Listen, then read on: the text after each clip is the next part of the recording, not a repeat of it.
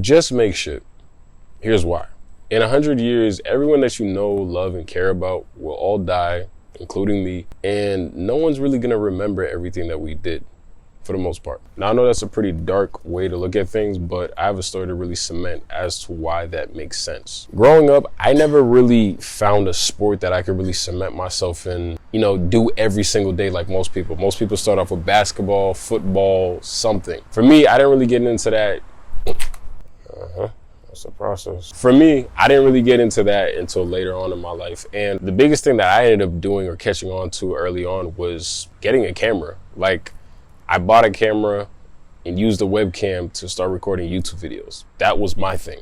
Everyone else has sports. My thing was YouTube. I was inspired by the gaming YouTube community back then. Like, I wasn't ever really good at video games, except like Ultimate Ninja Storm 4. If you know, you know. Like, that was the one game I was hitting them nets, I ain't gonna hold you. Other than that, I wasn't really good at video games, but that didn't really stop me from putting hours in just to end up uploading videos that were either 2 minutes or 30-minute walkthrough. That was just my thing. I was fine with it. Now, these videos I posted got no views. To this day, they still have pretty much no views, but that didn't stop me from continuously still posting and going and going and going. And I get it. Nobody wanted to watch somebody who hadn't even begun to go through puberty try to be good at games and funny, knowing that he was neither of them.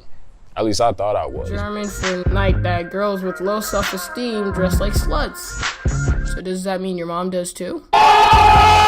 Looking back on them, it was pretty cringy. YouTube pretty much became my life. It eventually got to the point that my dad literally was like, you need to go outside. And eventually I did. I'm not gonna lie. We did what other badass kids would do and go and terrorize the neighborhood. With that though, I was always making content.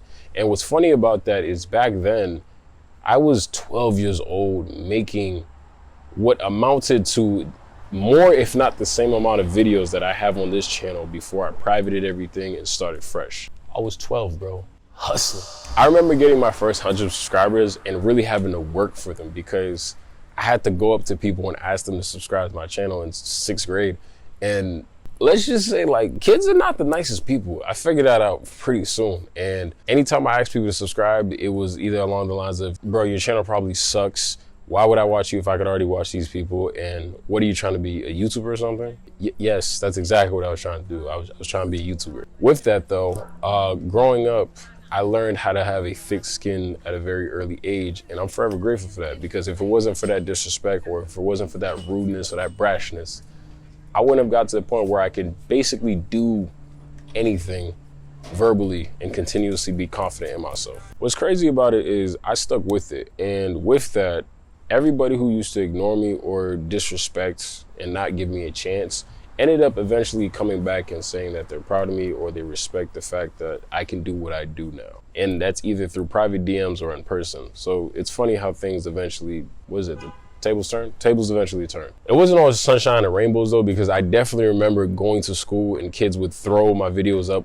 onto the computer lab screens, and it wasn't like, they would laugh at my videos, and it wasn't because I was funny. They were laughing at me. They were making fun of me. And I'll never forget that. Like, that does something to you mentally. Honestly though, it's no hard feelings because I'm much stronger of a person now. And whenever I see somebody going after their goals or chasing their dreams, I'm very supportive and, I'm very smiley about it because I know what that feels like. Now, don't get me wrong. I'm not going to be knee deep in support with everybody that I see. That's not going to happen because that is exhausting. But I am always going to be very cheerful at the fact that somebody is going after something that most people would make fun of or just be too afraid to go after themselves. Some of the biggest realizations that I had when it comes to doing this is that a lot of the times you'll create stuff and it will never see the light of day, no matter what.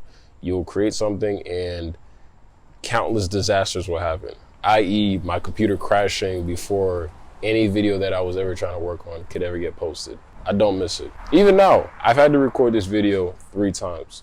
Twice, first time because the lighting was too bright and the camera shut off. The second time because the audio was terrible. So hopefully 3rd time's the charm.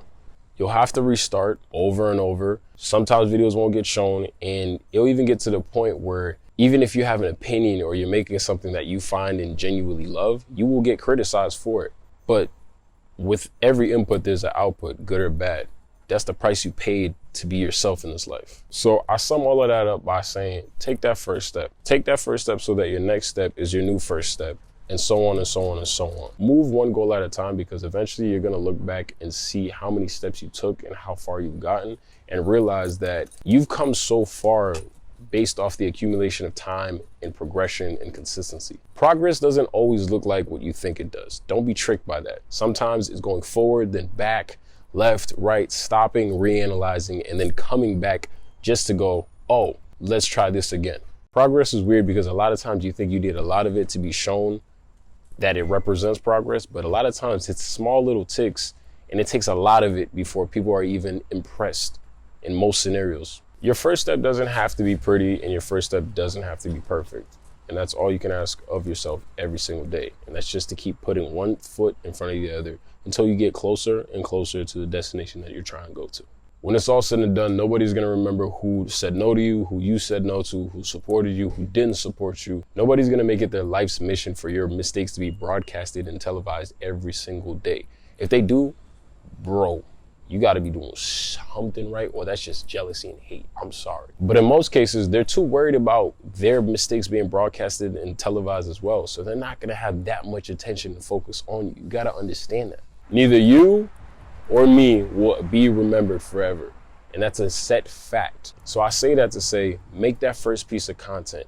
Ask that girl out, ask that guy out. That thing that you like to watch so much and read about and study, try it. See if you do well in it. Or better yet, that thing that you know deep down, if you tried and really applied yourself at, you know you would flourish in, do it. Again, in 100 years, nobody's gonna look back and be like, I still care about this person, because they are worried about their own lives. It would be selfish to think that people 100 years from now are gonna come back and feel obligated to still care about you. Let's be real, unless it's a history lesson, do you still actively think about people that were alive 100 years ago?